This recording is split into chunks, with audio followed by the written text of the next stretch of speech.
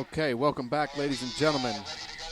We are getting everything together here. Sorry for the delay there, folks. We had a bit of a snafu with our judging crew, just getting some people shuffled around here to the difference between moving in from women's to men's event. But we're getting everybody into place. I do want to give just a shout out to our people at home. If you're noticing that the quality of the webcast is not quite what it was yesterday, we are having a little issue with the internet, and so to guarantee that you guys are getting footage and we're able to stay live the whole time, we've had to lower that back a little bit. If it changes, we'll bump it up, but for whatever reason, we've just been struggling with that a little bit today. But we're here. We're going to get you through it. I'll make sure that Marcus is going to join me in a minute, and myself, we will try to make sure that we break through any visual cues in terms of little blips here and there that you may miss. We will certainly fill in the blanks. As you can see, there is the big Brian Detrick, our number one seed for the men's event yesterday for the cumulative scoring. One of our local California guys that has really been itching to show the world he's supposed to be here and he's supposed to be ready to go. You can see he's going to be skiing against Nick Parsons there, standing on the dock to your far left of your screen. We call him the Yeti. We're going to go ahead and bring Brian Detrick in. Now, Brian being the top seed in this pairing, we're going to assume that he chose to go first and take the quarter buoy advantage.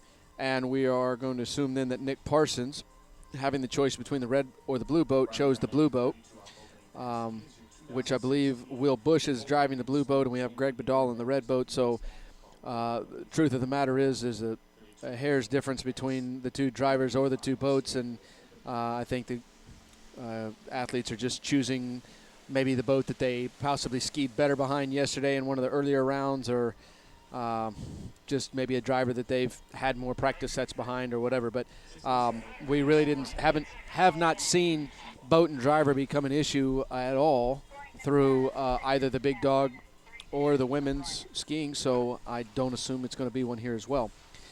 So yesterday, Brian Detrick, two big scores, one at 41, followed it up with a 3 at 41, so he had a cumulative score of 2.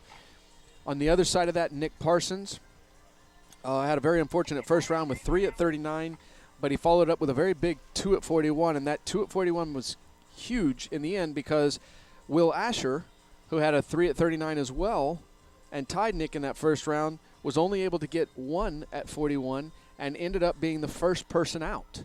So it really came down to that extra buoy at 41.5 off for Nick Parsons made all the difference in the world, and he went from being outside and sitting on the shore this morning watching these guys ski to bumping Will Asher out of that spot and getting himself in here with an opportunity to go against Detrick. And, quite honestly, coming into the event with both Nate Smith and Freddie Winter sitting on the shore, it has put it put a lot of expectations, I think, on Will Asher, and we were all shocked, and as I know that Will and all his fans are shocked, that he's not in this 8-man final. But on the water right now, the man that nudged him out, Nick Parsons, is in here with a starting line length, the 32 off. Nick skiing on the new D3 Arc, has been working with Will Bush to try to help the progression of the ski. And Nick had an interesting situation this year. For those of you who tuned in, I apologize for repeating the story, but for those who haven't heard it, I'll make it brief.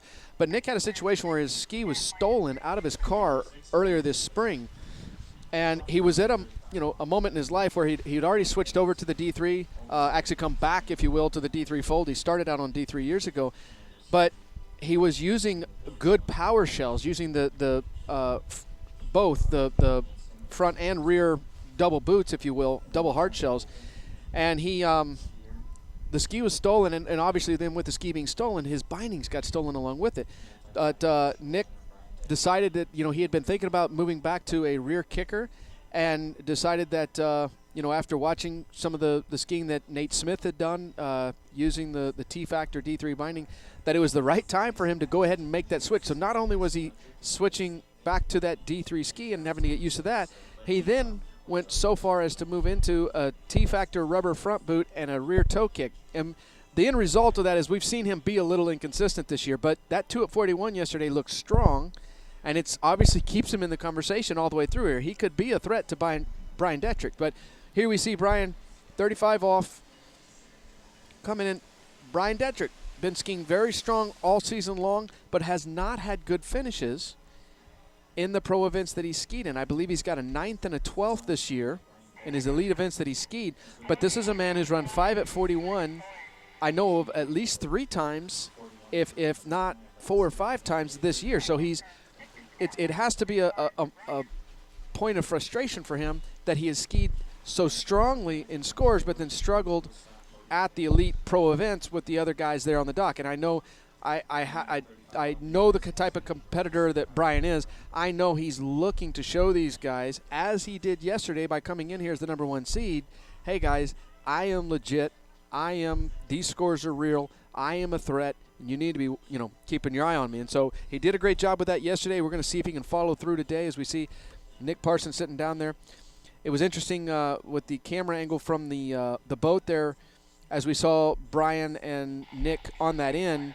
Brian choosing not to look Nick's way. He was focusing on what he was doing what looked like maybe a little visualization.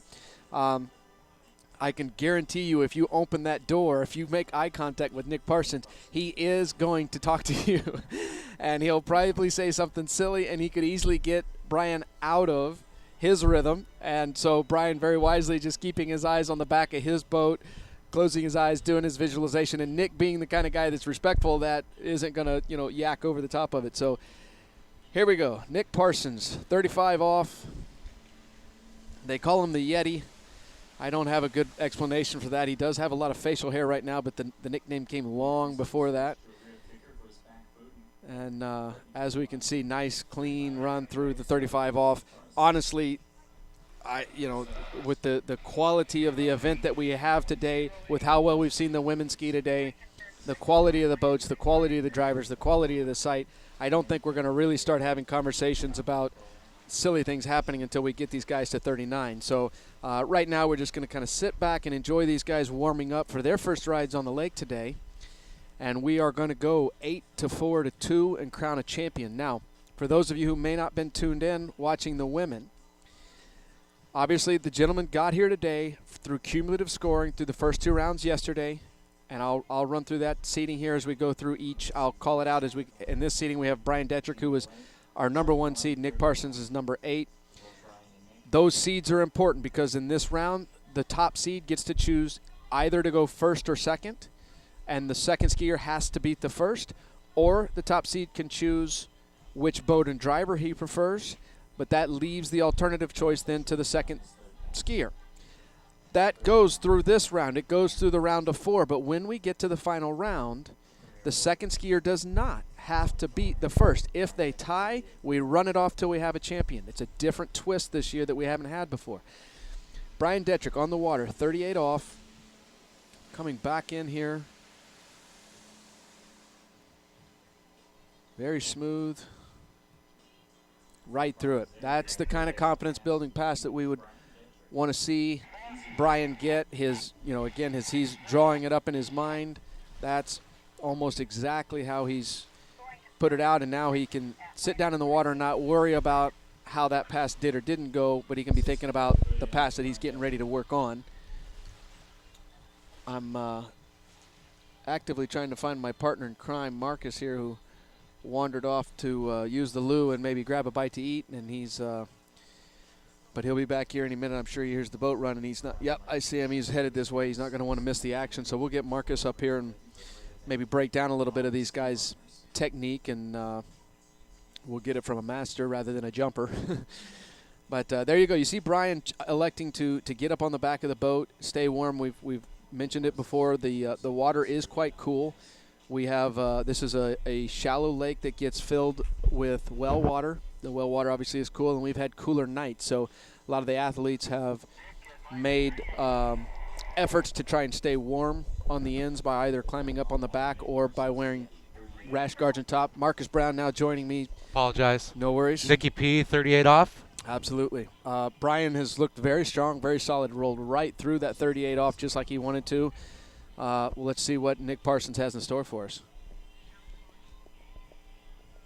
Nice one. Coming inside into 3 a little too quick. A little quick. Yeah, it's going to bite him at 39 if he does the same thing. Nick has a tendency to do that, what I kind of call an over the top, where he'll swing that outside arm, especially on his 1-3-5 side. So it'll be his right arm. You'll kind of see him swing it out over the top and bring it down to the handle, rather than bring it, say, horizontally across his body, or even from down low up.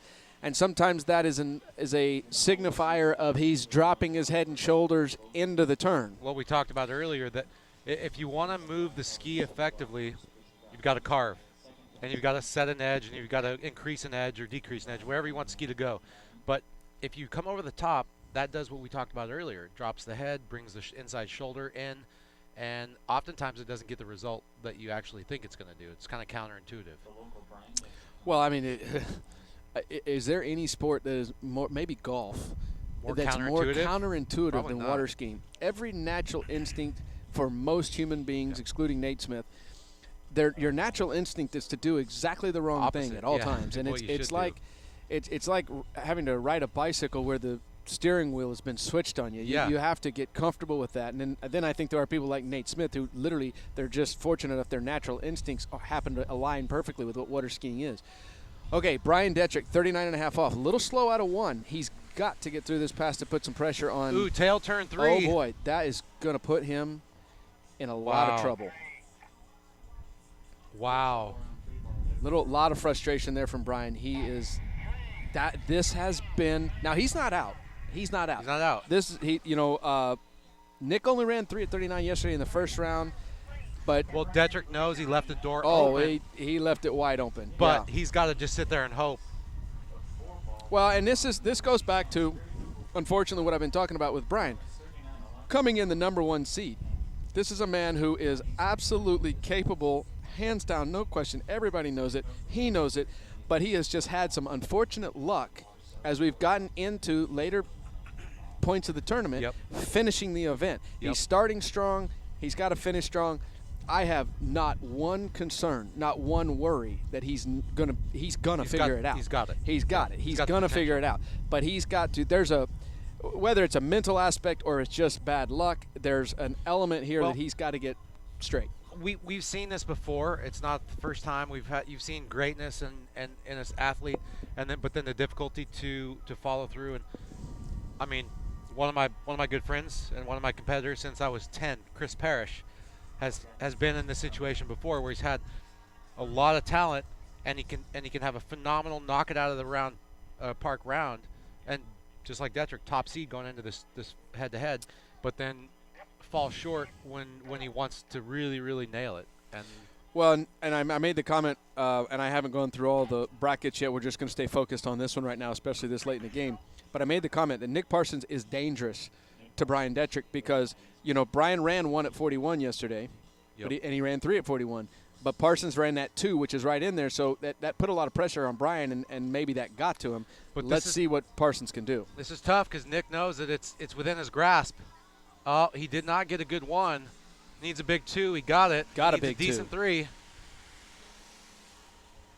He has got enough to advance. He is moving on. And he is excited. Ladies and gentlemen, that is, on paper, it is extremely rare that you would see a number 8 beat a number 1. That's pretty unbelievable. But again, and I'm glad I mentioned it.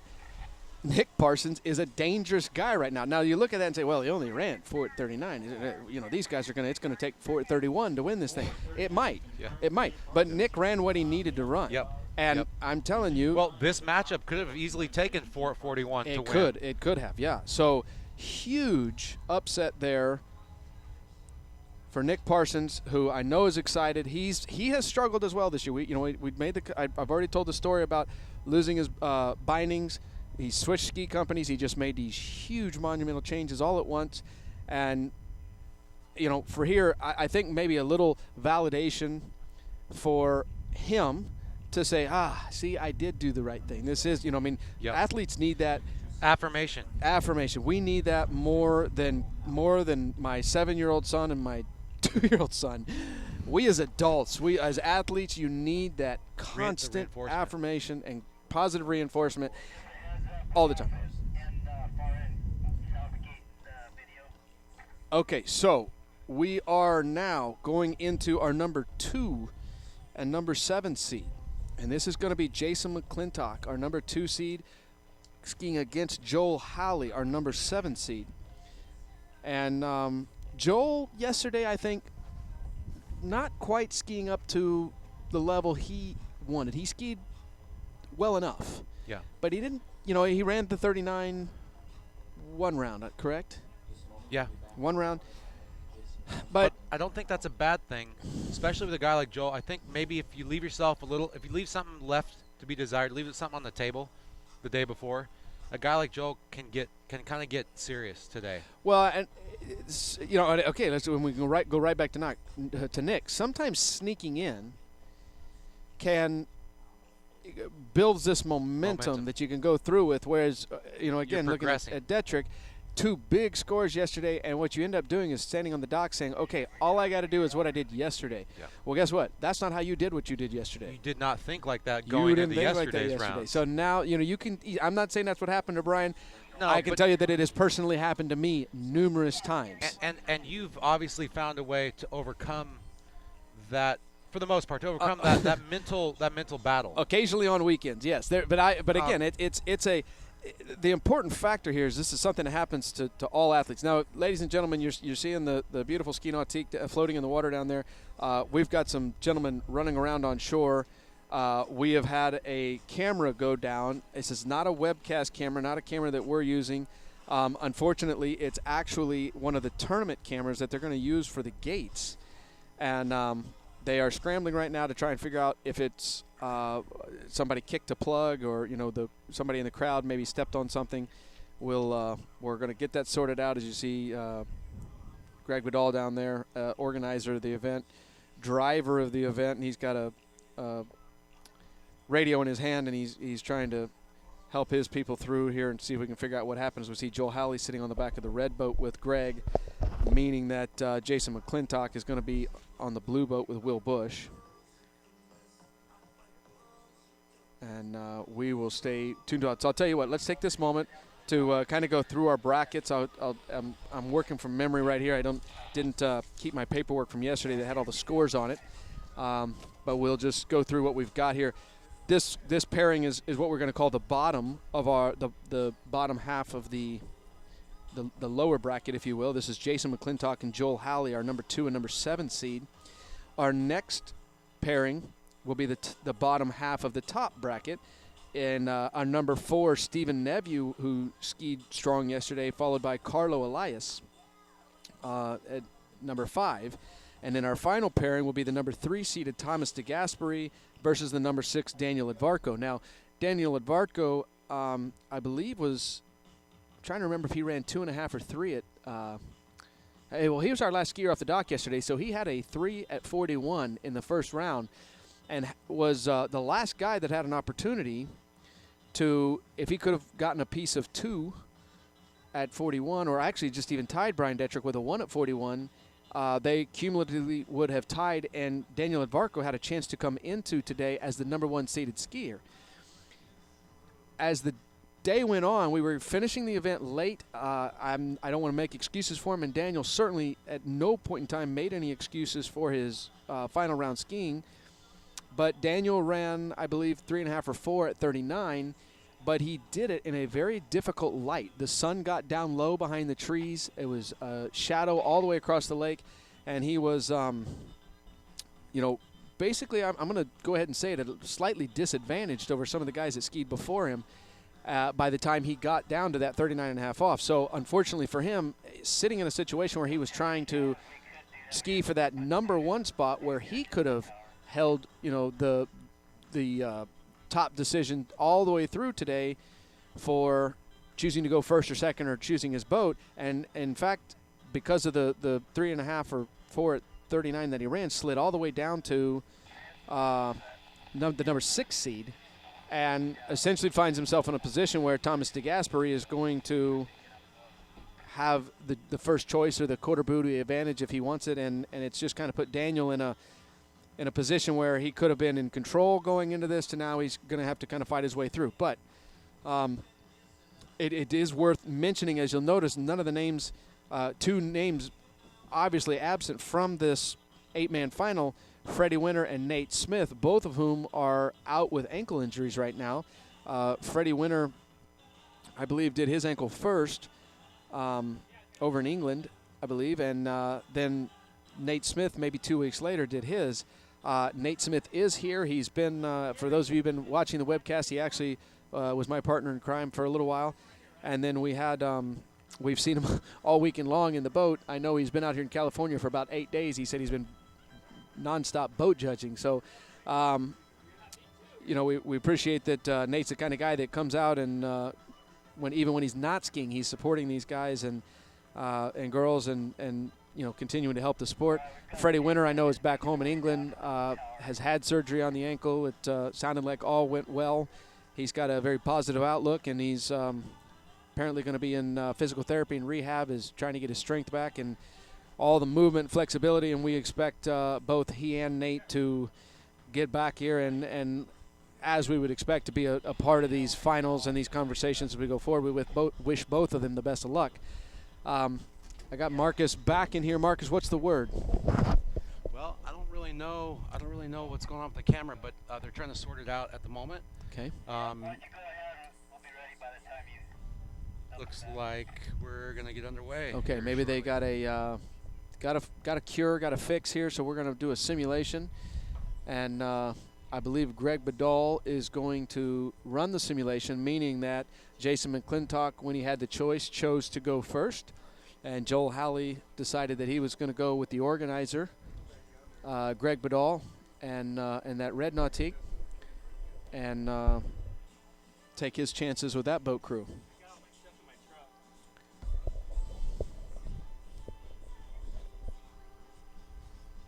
So I think we have located the instigator for the problem on the gate camera there that went down, so we've either got it sorted or we're getting it sorted very quickly here. And we are going to run the simulation and get these guys underway as we see Joel Halley looking at the crowd. Got his Coble Water Ski School sticker on there. And riding the Conley, correct? Riding the Conley. Riding the Conley. So you see it right there. You see that pickle fork, if you will, kind of similar to our new Pro Star design from a couple years back. Not a lot of guys here this weekend on the Conley. No, not a lot of guys. But Joel makes it look unbelievable. He does. And I know the Conley is a very capable ski. Obviously, by the way he skis on it. There's a few other guys out there, a couple juniors I saw at Nationals that do really well on that Conley. I'm not 100% sure. I believe that April Coble might be skiing on that same ski. Yeah, she is. And April, Seth Stisher. So April announced her retirement this past winter from professional skiing, and we thought maybe she would not necessarily come out of retirement, but that she might decide to just ski in one event here, one event there. But when she announced her retirement, she said that it was a moment that she wanted to kind of dedicate back to give the time to her kids, and she has stuck with that decision. And so we've obviously missed having her and her personality around, and her husband Chris, obviously one of the best drivers in the world. We haven't seen him as much this year, but my gut tells me that as we go forward, we're going to see them a little bit more. Yeah, absolutely. So and we look forward to that. They're both great people, and I did see. I saw both at Nationals. I'm sure you did too. I did. We saw Chris do all three. So very capable, one of the best boat drivers in the world, and also avid skier. Well, not only avid, but he's a heck of a skier in his own right, and he's really picked up on his slalom. He's skied in a couple of the Big Dog Master Men's event. Is probably an underrated jumper for the amount of time that he gets to practice, but does a great job. Balances the work life and the ski life and kids and they have a heck of a busy life running that ski school and family and all of that. Chris, as you said, is a 3-eventer. We'll just go ahead and say it. Yep. Tricks is his weak event. it's awful. But, pretty much. But he tries so hard. He does. Awesome. Okay, here we go. Jason McClintock.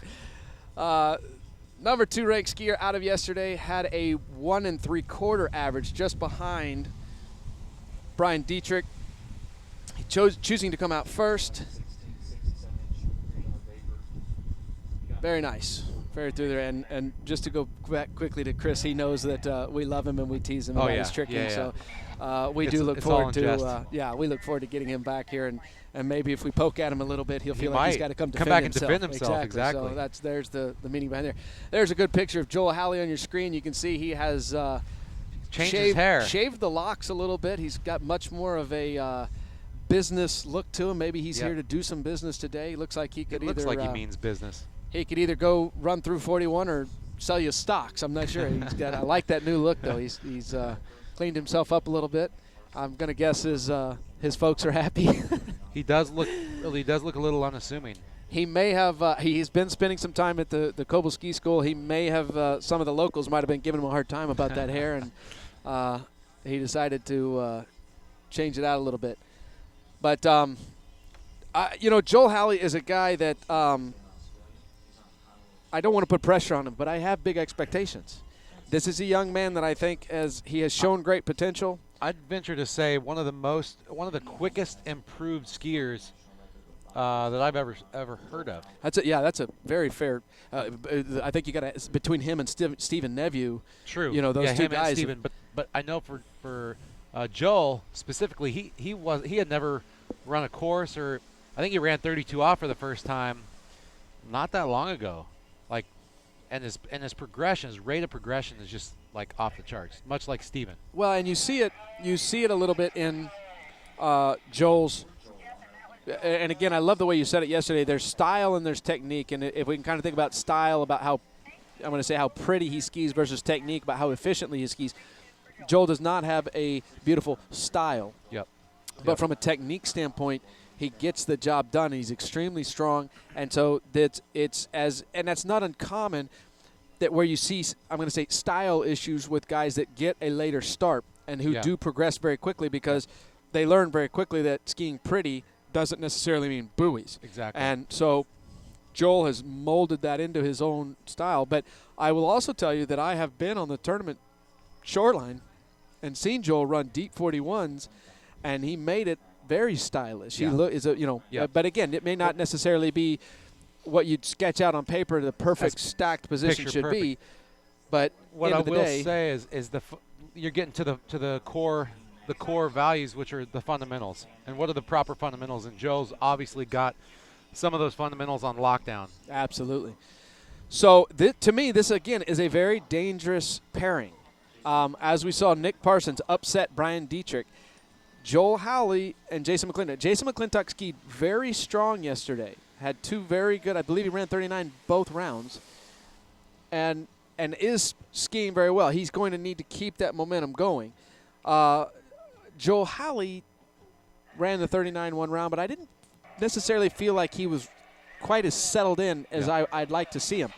If he gets settled in, and if Jason doesn't stay up there in that, I'm going to say 95th percentile, we could see another upset here. Yep. We could see an issue. So I think Jason McClintock is very aware of that. I had a conversation with Jason last night, and one of the things I appreciate him, he's very honest, and he just said, I want to go out first, and I want to go do my deal. Yep. I want to just go.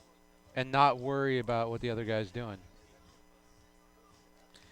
Exactly. So he is absolutely, Jason is going to be absolutely focused on his job, and if he runs 39 and Joel doesn't, then he'll look at that and say, okay, relief, and I'm going to try 41. But I don't think he has any expectations except for these guys to follow one after the other here. One thing that we don't always get, or the people at home don't always get to see, is how the skier's been skiing lately. And if you look at Jason McClintock, he's ran 5 at 41 recently. He's hot. Joel Halley can do that. And I don't know how he's been skiing lately, but I don't know if he's been quite as hot. No. So he could be climbing as we speak. Right. Each round he could be progressing, getting stronger, getting more confident. As you see him here at 35 off from the boat, he's looking really smooth and stacked through the wakes. I mean, really easy. For all the, crap I like to give him because I'm friends with him. man, he made that look easy as anybody else. He does. And, I mean, again, that goes back to those fundamentals, those basics in terms of, you'll see him be a little looser with his hips. He's not afraid before the buoy to allow his hips to drop back a little bit. But as he comes to, he'll almost use that momentum, though, of his hips being behind him a little bit as he's making the turn. He'll bring those hips around, and it helps create some rotation and gets that ski moving. If Joel has a downfall, it's that to initiate that turn rather than do it with his hips where he brings them from behind to forward, you'll see him lean that shoulder and head in, which, again, we hate to be repetitive for our viewers, but as the upper body folds in, it almost pushes the lower body and the ski out off his edge. You get a long turn radius. The ski doesn't get between you and the boat.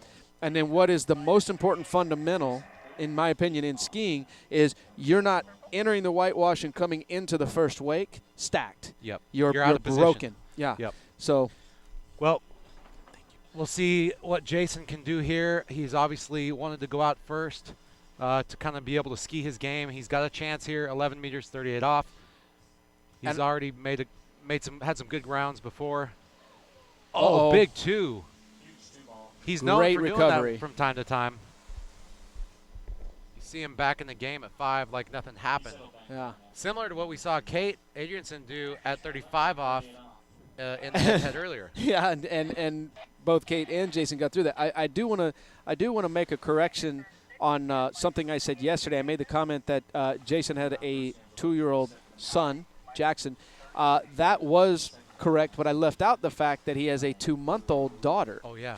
And his wife, Jamie, I'm sure has both the kids right now. And but the conversation yesterday was about what a proud papa he was and how having those children come into your life when you have, obviously, again, all the skiers have essentially other responsibilities, whether it's they're in school, they have a job, they're coaching. Everybody is filling their day with other opportunities to basically making income. Yep. And then when you add on to that, babies, especially young babies, and now these guys with babies that are 20 months apart. That's a lot. That's a big burden. That's a. I wouldn't say burden. But you said burden. I know. I'm sorry. My bad. It's a big job. It's a big responsibility. It's a big deal. And so hats off to him that not only is he skiing well, he's skiing well with all of that going on at home. Agreed. And I'm sure he would like to say thanks to his wife, Jamie, who is obviously carrying a lot of that load. Pulling the weight this weekend. Absolutely. Okay, so here we are. Joel Howley, 38 off. Very nice out of 1. Came up a little short at 2 there. Big 3. Interesting pairing because we've got 2 lefties against each other. And so you kind of, I think with lefties, you almost tend to see similar strengths, similar weaknesses. They tend to be more onside dominant, offside strugglers. We saw Jason, dealing with that at 2-ball 38. So I feel. And back to the other thing we talked about, not to interrupt, but Jason McClintock, some people at home may not know, he's one of the best trickers in the world. And he's been trick skiing as long as he's been slalom skiing. Joel Howley, probably not so much. And so you see, we talked about earlier, Jason, yes, they both kind of struggle sometimes on the offside, but Jason tends to use his hips better to initiate the movements. Yeah. I think out of, that sensation, that maybe higher sensitivity level from being a trick skier, growing up on a trick ski and being able to edge and carve and feel. Well, and that's one of the things that I think is important to all our viewers at home that, they may have children and they want their kids to be slalom skiers. If you want your kid to be a good slalom skier, teach them how to trick, teach them how to jump. Let them do those other disciplines when they're kids because the experience is invaluable. It carries over. It teaches them things that you can't learn by doing just one activity over and over. It's like kids that play baseball. They should also play basketball. They should also run track. They should do other things. Okay, here we go. Jason McClintock, 39.5 off. This is the nitty-gritty. He wants to run it. He's got to run it to really put the pressure on. Nice Big 2-ball. Looking good, man. Nice 3. Uh-oh, tail in the 4, but he's a lefty. He's going to get a big 5 here. He did not get what he needed. Wow, he got that. I mean, to still run 39 after a 4-ball and a 5-ball like that is pretty impressive. You're going to see here on the replay, he He fell off the back of the ski at 4. Watch 2 ball. Very balanced, very tight turn. 4 ball. He ends up rotating and falling off the back right there. He's late at 5. Does the same thing here, but he gets it back down and he gets across and gets around 6. So a couple years ago, I made a comment on the air that I received some grief over, which was to run 39.5 off, you have to have 3 good turns. Now, you can't have 2 awful turns, but you have to have 3 good turns. For all those people that gave me grief, Yeah. he just ran it with 2 good turns. Yeah. 2 2 turns, ball exactly. and 3 ball. Yep. The others weren't bad. They weren't awful. They just weren't good. But they weren't good turns. 1 ball was not a good turn. 4 ball was not a good turn. 5 ball was not a good turn. 6 ball was an awful turn. So 2 good turns got him through that pass. The other thing I will say, you talk about Joel Howley's hips as he comes around the island. Jason, being a trick skier, being a jumper, he's learned to use his hips not just to edge the ski, but to move dynamically towards the wake. And that gets you your acceleration and makes up time. I think that is tricking in its living embodiment, is that moving the hips to the wake. So here we go. Deep Big out of one. 1. Going to need a 2 ball here. He's got it. He's back in the game. Back in the game. Good 3. Wow. Good 4. You you've got to be kidding me. Oh, my gosh. Does he make it? That's unbelievable, dude. Okay, apparently we have the right pairing here. Yeah, we do. Man, did you see? He was early in the game, and at 5 ball, he just ends up having a brain fart out the back, lots of slack, and somehow he gets out the exit gates. Now, lost his hips a little bit there out of 1, but he didn't lose his direction, so that turn didn't hurt him. But right here out of 5, he Man, that's unbelievable. So one thing you just mentioned that happens to a lot of people is he lost his hips. So when the hips fall back, I want to talk about being stacked, because everybody talks about stacked. Nobody really necessarily identifies or defines it. Okay. Stacked is just a shape, in my opinion. It's a body shape, which means that your hips are over your feet, shoulders are over your hips, more or less. Okay. That's the most efficient way to get your weight distributed on the skis properly. Well, it's obviously it's why when we stand on the ground, we we're stand with standing our hips over our stacked. feet and our shoulders over our hips. But it's not necessary. And what I mean by that is Joel Howley, with his hips back, he ends up having to counter that by bringing his shoulders forward. So he gets his weight distributed evenly on the ski, but it's a bad position. It's not the right shape. It's not as efficient. It's not as efficient, but your ski, here we go. 41 and a half off, folks. Oh, man. Oh, no. You can tell right there he was confident. Yesterday he had a 3 at 41, and you see right here coming through the gates, he's trying to get down to 3. He's trying to run the whole pass at 1 ball. Wow, he took a big bite. Did you see? I'm The not whole sure if ski's there in the was. water. Yeah, literally the entire ski was in the water at the finish of this turn. Let's see if we can maybe get the finish of this turn in slow motion. As he comes around here, watch how much of the front of the ski he got put in. And I can't think he meant to do that. No. Of course, that's happening late. At that point in time, the tail has already slid around, and that's what actually brought the front in. So, ladies and gentlemen. That kind of leaves the door open. No, it's not open. This is like leaving the warehouse doors open. You could drive a Mack truck through this. So you've got a left foot forward skier that's got to go get 1 buoy at 41 to move on. Let's talk about the strategy. Let's go back to Jason's choice to go first. Now, does that come back and bite him in the butt a little bit? Because, this is the example of when going first can kill you. Now, I mean, Joel's still got to go do this. Joel falls down around this first buoy or misses his gates or some crazy mishap like that, and Joel Howley's, he's swimming in, beating his head on a rock. This is not a gimme, but it's essentially he's got this. This is about as much of a gimme as you can give him. And he there advances. He goes. Yeah. So there we have our second upset of the day. We are 2 for 2 on upsets with Joel Howley, our number 7 seed, going in ahead of Jason McClintock. And I'll tell you what, that's one of those moments for Jason McClintock where the plane ride home is torture, because all you have is the rumbling of the engines and the time to sit there and relive that about 48,000 times on the ride home. And, I know that's frustrating. But I will say this to Jason McClintock, if he ever watches the video and goes with this, you went for it, buddy. Yep. You didn't lose this by being conservative. You left everything went out for there. it. So when you're on that plane ride and you're going home and you're reliving it and you're beating yourself up, remember, you put all your cards on the table and you went for it. And in my opinion, that's always the way to play the game. So I think you just kind of hit the nail on the head. The reason that I think a lot of these athletes do this sport is because it's challenging. It's definitely a worthwhile endeavor. You meet a lot of cool people. You get to go to a lot of cool places in the world. But at the end of the day, you want to know that when you put your effort, you sacrifice your time for years for events like this, Yeah. that when you show up and you walk off the site to go home, that you did everything you could.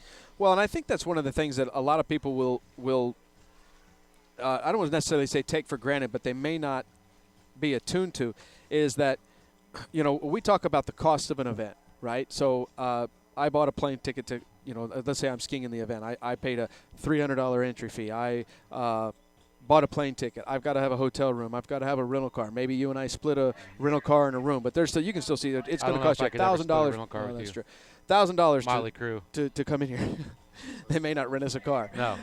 But there's months of preparation up to that point. Yep.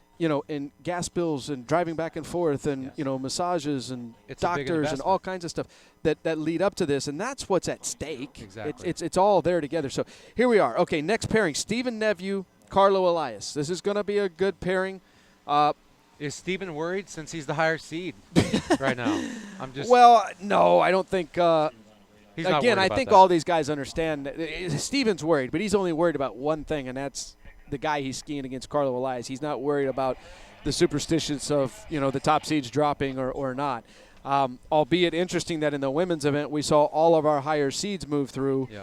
We certainly, Haven't seen that yet. haven't seen that yet. And Are you yourself superstitious? Is Freddy Krueger, is there any superstitious bone in your body? yes, there is. Tell me, in what way does that show itself? Primarily in the way I would get dressed for an event, from the standpoint of, everything has to be. I do everything in a certain order. Left knee sleeve always goes on first, then the right. But literally every piece of the equipment goes on a certain way. Not so much a superstitious act as a rhythmic, methodical To get you in act the of zone? this. Exactly. This is the process I go through to be ready. And when you start, for me, if I'm changing that process up, and to answer the question you're probably going to ask, yes, if I did accidentally put my back brace on out of order, I undress. It feels I weird. untape. I untape. I start over if I have time. Now, If you I've have had time. situations If where I you hadn't have had time. But, Yep. okay, here we are. This is going to be Carlo Elias. Both these guys skied very solid yesterday, very Yeah. strong. Yeah. This is going to be, I would say, a neck and neck pairing, if you will. These guys, I certainly wouldn't say that if Carlos Elias comes out of this with the win, technically on paper it would be considered an upset, a 5 beating a 4. But I don't think anybody at home or on site or amongst these two competitors could necessarily call it an upset. These It's an guys are upset. neck and neck right now. It would be an upset based on the seeding out of this weekend thus far, but Carlo has been skiing. A lot of people may not know the name, but I've known Carlo and known of Carlo for at least 10 years. And he's been on the scene for at least a decade, maybe not at this level, but he has been a contender in some respect for a long time. Steven, obviously, has come on strong in the last 3 or 4 years, but Little newer, yeah. So Carlo has been I'm going to say kind of a solid top 10 guy. We see him a lot in that 5th through 10th position. He steals a podium here and there.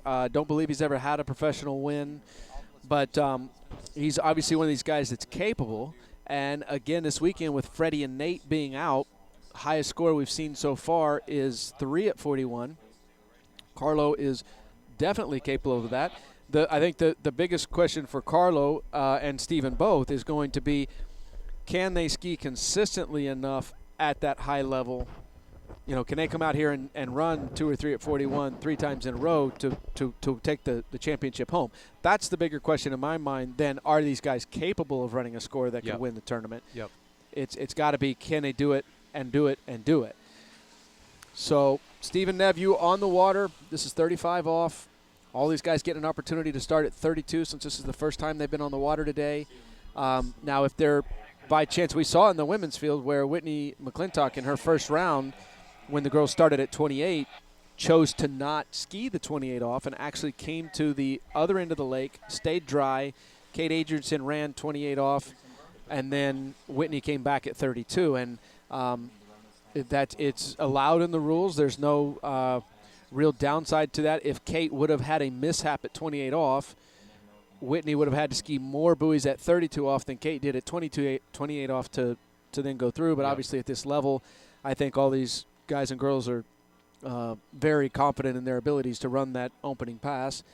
So we will bring Carlo Elias back in at 35 off, and the following 2 rounds, the gentleman will be forced to start at 35 off, and we'll move into the meat and potatoes of this a little quicker, if you will. But another beautiful day here. The wind has stayed down. We have almost no breeze. It's hard to kind of ask for anything better than what we got going on right now. For a slalom event, I'd say we've got it spot on. This is for a jump event. You might like that head. Would like a little head breeze, but for a slalom event, both days have been as good as you could possibly ask for. So, Carlo Elias on course here, very smooth skier. We talked about that stacked position that you mentioned, where as he's going through the wakes, you want to have your hips over your feet and your shoulders over your hips. And I think that is a strength of Carlos. He's very, very quick to get that position. And he's very strong on 2 and 4. If you watch his 1-3-5, I would say one of his biggest weaknesses would be how he comes out of 1-3-5. Sometimes he likes to rotate the shoulders. The ski tip kind of pops up just real quick. Yeah. But he is very quick, like you mentioned, at getting back into that stacked position. So 35, like you see there, 38, even 39, it doesn't necessarily kill him. At 41, he can't get away with that, and that's when he has to, make a bigger move at 1-3 to try to cope with that. Yeah. And sometimes it works, sometimes it doesn't. But I know smooth. that in slalom coaching and the technical aspect of it, and I'm asking you this as a question. There's always a lot of discussion, what's better, opened or closed, and obviously when we talk about that, it's in terms of and in reference to the shoulders. My general view on that has always been that open or closed doesn't matter as long as your hips are your shoulders are not rotated or closed more than your hips. As long as your shoulders and your hips are aligned, or even if your shoulders are a little bit more open, but your hips are aligned. Yep. That's You're going places. That's going places. Do you agree with that? I want to, after Steven gets through this, let's finish the 38. It looks like he's going to run it no problem. He looks smooth and in control. Nice pass. So the one caveat, Freddie, I'll have. I agree with you, for sure. But I will say one thing. Let's talk about the greatest that ever lived, potentially Andy Mapple. His 1-3-5. Tell me, what do you think of Andy's offside turn, if you can remember back? It was smooth. There was never a hitch to it. He never jumped on it at the finish. The ski just kept rotating all the way through. It could be windy. It could be choppy. It could be bumpy. He would still always figure out how to turn it. Now, Andy never came through 1-3-5. You never say he came through the turn open or countered. He always had that kind of come over the top. But if you disregard that and you go back to the fundamentals talk that we say it's technique versus style, Andy, if you look at where his center of mass was, which I think is the most important thing, his center of mass was always moving with the ski through the turn. So the reason that we used to talk about open close is people, if they're open, it's a little more easy to engage the edge and move the hips and keep the center mass moving with the ski. It's not necessary though to move. You can rotate and still be moving ahead with the ski and get the same result. Okay. It just makes it a little easier for some people. That's what I would say. But a lot of people do it a lot of different ways. Okay, Carlo Elias, 38 off. We have not had any shocking. Oh. That wasn't you. That wasn't you. I cannot believe that just happened. That's unbelievable. That's not what he wanted. I was literally getting ready to say that we haven't had any real shocking developments today through, with the women. There were no real squirrely scores or anything like that. And here we go. He's been solid all weekend. He has been extremely solid all weekend. You can see the disappointment right now.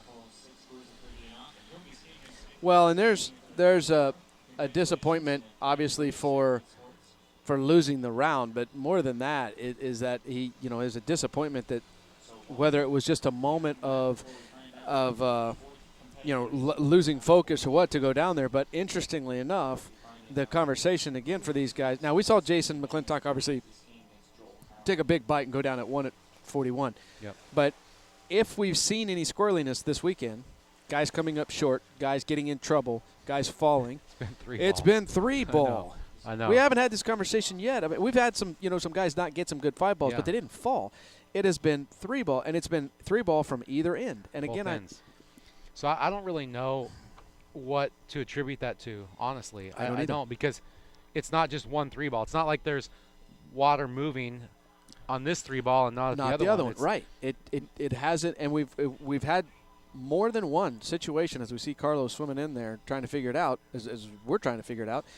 We've had more than one situation where even if it's at a 38 off, where we see guys come up and they come up short and have to give a little extra stretch to get around it. We saw Whitney McClintock do that today in the finals at 39.5. Now, she didn't necessarily get the start she wanted, but she got off a 2 good enough. Pretty good, yeah. Was in the pass. Yeah. Yet when she got over to 3, we saw that little, I don't want to call it a double pump, but it was an extra stretch to get around the 3rd buoy. Manon did the same thing. Manon did the same thing and actually clipped the buoy and went down. So that has been just there's some events where a theme kind of perpetuates itself. And who's to say that this isn't just in the minds of the athletes, maybe subconsciously or consciously, but I don't know. It's hard to say. That was happening at the one of the last events I skied in the Worlds in 2011 in Russia. People were having a tough time getting around buoy number 1. And that was in my head in the finals. So I don't know. Maybe these athletes aren't thinking about it, but well, I mean, to me, it almost seems like it's less that they're thinking about it and worrying about it as that it's sneaking up on them. Yeah. They're not thinking about it or worrying about it, and it's happening to them. Exactly. So, maybe we'll see these guys later on a little more aware. Okay, so Thomas DeGasperi, Daniel Edvarco. Now, Thomas DeGasperi was the number 3 seed. He had the choice, go first or choose boat. You think he must have? He must have chose. We don't know. He could have chosen second. He could have chose to go second. With what just happened with Carlo, maybe Thomas is saying, "Hey, I only want to do what I have to do. I want to conserve my energy." Yeah. Don't know. Well, there's definitely an element that we haven't necessarily touched on too much, and that's you have 2 different human beings driving 2 different boats. Right. And for the most part, that's not going to affect the outcome. But going back to superstition, going back to doing things a certain way, it's like for us skiers, if as soon as you ski well behind one person, it's almost like you don't want to change that. Yeah. So on any given day, if you felt great behind Greg or great behind Will, you're going to kind of stick with that theme. So that may be more important for these guys than ski order. It certainly could, and I think that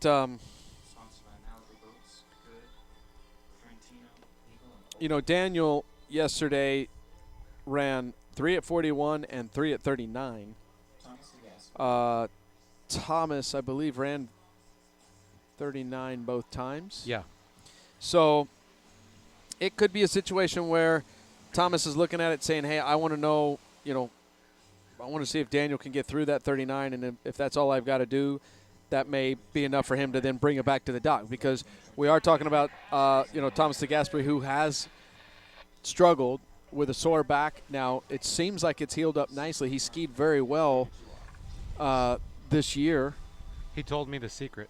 Okay, what's the secret? Because I obviously haven't got to ski for years because of a back injury. He got a new bed. I believe that. Serious. I absolutely believe that. I'm not kidding you. My wife and I Karen and I just got a new bed. And That's It makes a difference. it does. Well, you can't positive or negative. your body can't heal if it's not resting at night, and that's. Although in my case, I've gotten a couple new beds and that has not worked, but I think I'm a little bit further progressed than T-Gas, but he has in years past struggled chronically with low back, and I will say this, talking about shapes and putting your body in the right shape to accept the load. Thomas does something similar to what I do. Yeah. Hips are back more often than they should be, accepting loads with the handle out a little bit more often than you should, and that tends to load the back more than you like it to be loaded. As we have Daniel and Varco here coming on course at 35 off.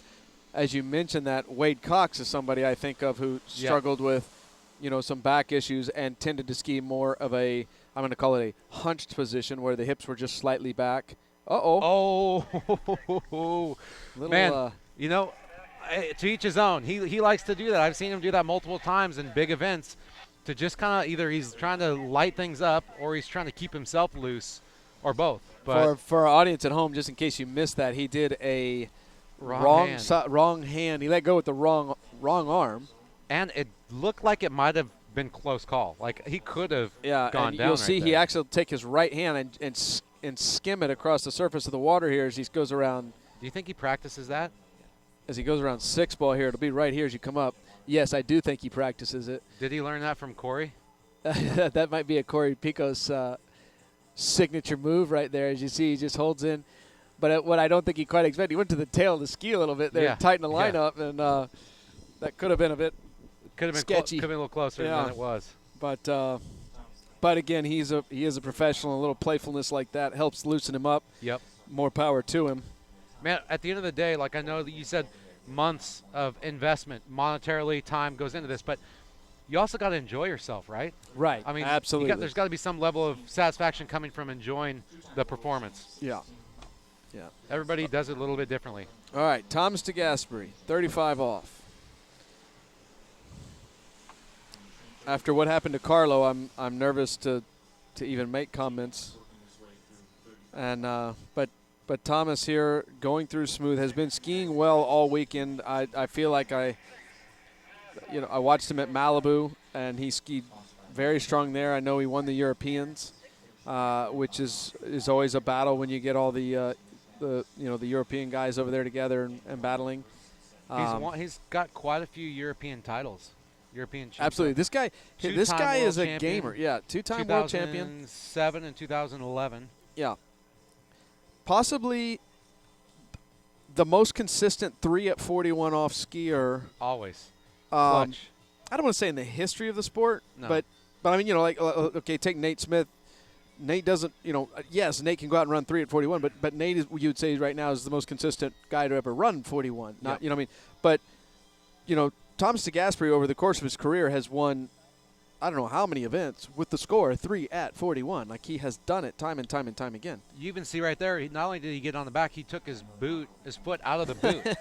That's, I hate to be superstitious, but I would never do that move because I'd be afraid I'd never get my boot back on in the same way. Yeah. Obviously, that's a first for me. Yeah. I've never seen that, but obviously he feels like he can get it back in, and he'll be comfortable. That is, I've never seen that as well. So here we go, Daniel Edvarco, 38 off, starting to get into a rope length here where he's another guy that guys are starting having to work. His hands are out from his body just a little bit more than you'd like to see on the cut, but he handles it well. Yep. Absolutely. I think you and Daniel might tie as far as the most words per minute if you really tried. If you really tried, it might be a battle. Oh, I think he could smoke head. me. Yeah, this guy.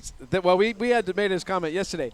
He talks fast, he walks fast, he moves fast, he thinks fast, yep. and he skis quick on his ski. Yes. He'll get in trouble and get himself back real quick. He's just a very you could nickname him Twitch.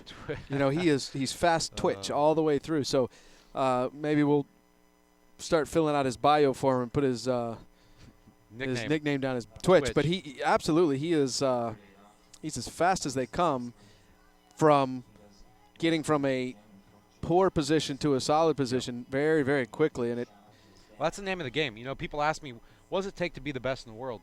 And the one thing I tell them is, above all else, the best skiers in the world are able to instantly recognize when they're out of position and get back into position. Well, and typically we tend to say that a taller guy has an advantage. And I think the answer that, yes, that's still a truth.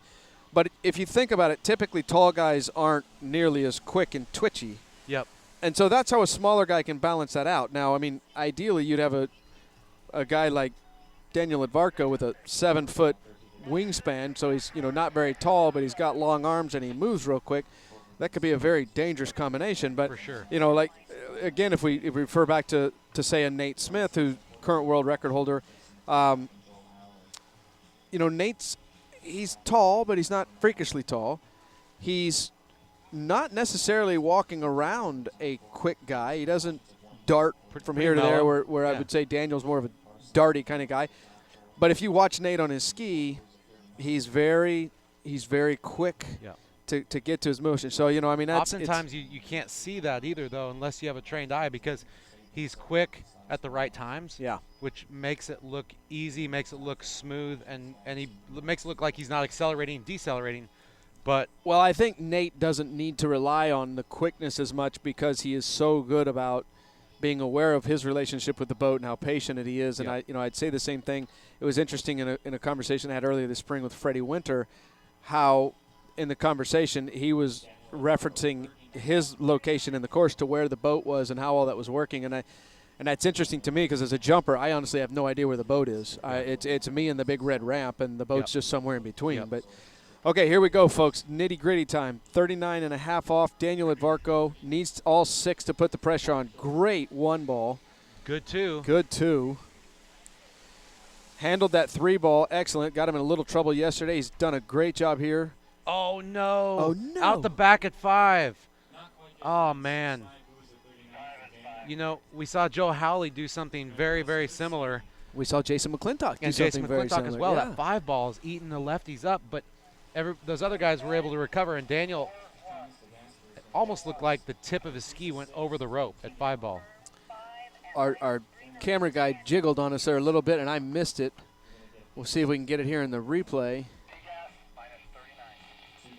A little slow out of 4, but I thought he'd be fine. Oh, yeah, he went way to the tail. Well, you know what tends to happen? This isn't always, but in general, when you're running a 39, your hardest pass, for these guys, 39.5 off is one of their hardest passes that they usually run, you end up safety pulling. I know there's a safety term, but I call it safety pulling. So you pull a little extra long into that 5th buoy, so you make sure you get around it. But when you do that, you artificially shift your natural apex further down course. Okay. So what happens is you're advancing on the boat still when you want to turn 5 ball, and so you try to turn at the buoy, and you have too much speed, and to eat it up, you got to fall back. Go to the tail. Yeah. And that, inadvertently, skiers do that more times than not, but he wasn't able to handle it. Okay, here we go. Thomas DeGasperi needs a piece of 6 ball to move on. He must out-ski. Daniel Edvarko has to beat him by a quarter. There is no tie in this round. That was not the 2 ball he wanted. 3 ball again. He hit the 3rd buoy again. He did, but I'll tell you what, that came apart at 2 ball, and you can see the disbelief in Thomas's reaction there. If you watch this 2 ball, he got pulled out, and that may be from some of the strength issues in his back. I'm not sure. A little different vantage point here this time. See, right there, he just did not get, and there's a little. I think that surprised him. I think he was going to make a turn. He was still confident that he was in the pass, and something happened, whether it was the buoy or he hit what other people are hitting.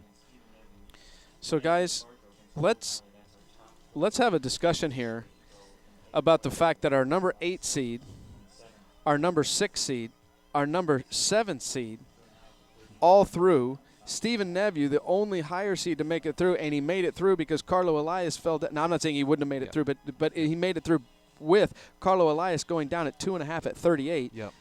We have Nick Parsons, Stephen Neveu, Daniel Edvarko, and Joel Howley in our Final Four here. One of these 4 guys is going to come away with their first professional win.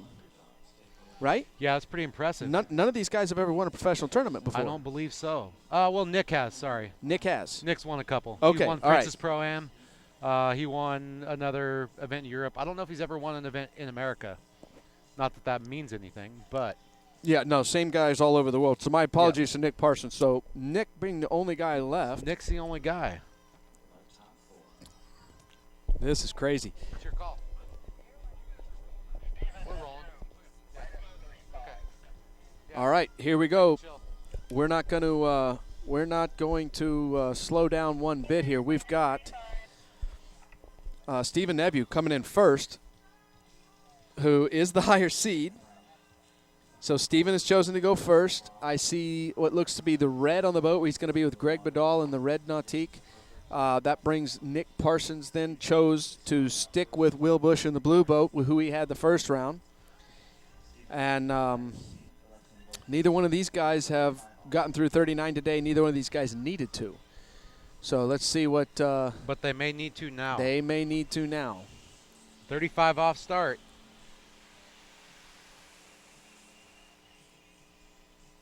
You know, talk about big spray for a second.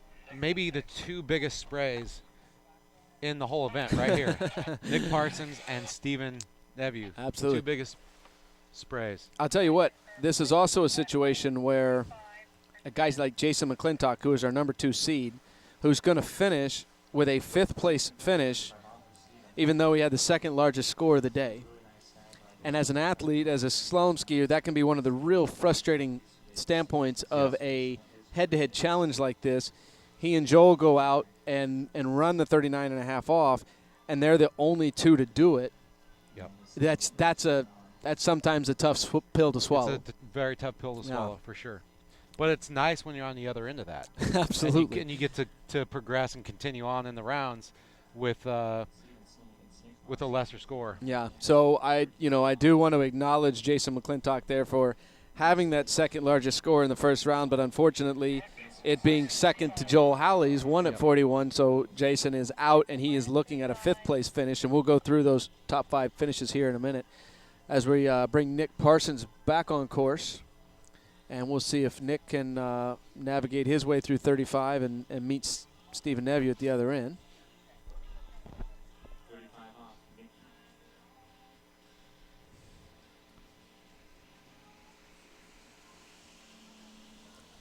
There's a certain level of sensitivity that you have, I think, when you ski in rubber boots and you're more connected to the ski. I remember Andy Maple used to like to be as close to the ski surface as he could be. He didn't want to have a thick footbed. I think he just used to have grip tape on his plate. So very, very thin footbed. Yeah, you're right. Andy liked to use like a grip tape that had almost like sandpaper top finish on it, so he could feel the ski. So talk about Parsons transitioning just like J-Mac from hard shells or from double boots to rear toe and to rubber, rear kicker and rubber. I feel like, I know personally, I run a hard shell, but I have a custom rubber liner because I like that proprioception of feeling the way the rubber is pulling on my skin based on what the ski's feeling from the water. So that feedback loop, I think, is a lot more refined when you're in rubber boots. And I think you're seeing Nick look smoother than he's looked in a long time. I attribute part of that to the rubber setup he's running. But I also think that rubber setup can sometimes, especially the one he's using as we see Stephen Nebu come back in here now at 38 off. So remember, the boys starting at 35, we're getting right into the tougher passes very quickly. They're warmed up and ready to go, and so these guys should not have an issue with that as we see Stephen work his way through. Not the earliest 38 he's run, but he didn't need to run it early. He just needed to get 6. But if we go back with talking about Nick, the one thing where I think that he, as we talked about before, he'll get into trouble is he'll start to almost fall in a little bit on his offside turns. And I think that rubber bindings can almost allow you to do that a little more because you can stay flatter. Yeah, you can stay flatter on that. But just real quick for our folks at home, by finishing the round of 8, and now we're into these the round of 4, top 4.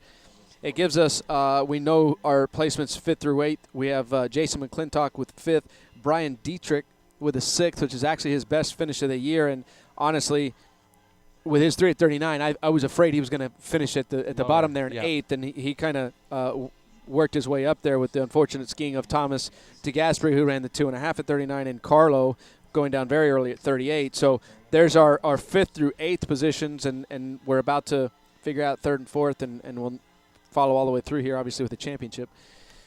I mean, the 2 Italians are very capable, but they end up at the bottom of this final, which is kind of weird, especially to see Thomas down there. You think one of those 2 guys is going to end up in the top 4? Well, I think if I would have headed to the starting list and said, again, Nate and Freddie aren't here, who are your top 2 picks to take away the win?